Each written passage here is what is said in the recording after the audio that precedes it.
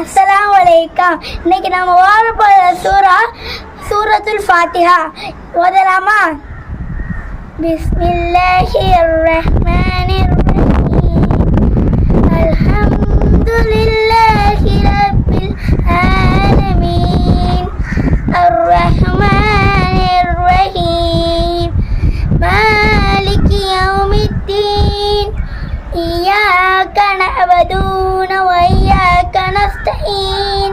اهدنا الصراط المستقيم صراط الذين أنعمت عليهم غير المغضوب عليهم ولا الضالين. ஆமீன். எல்லாரும் வேஸ்டான வீடியோனா ஷேர் பண்றீங்க.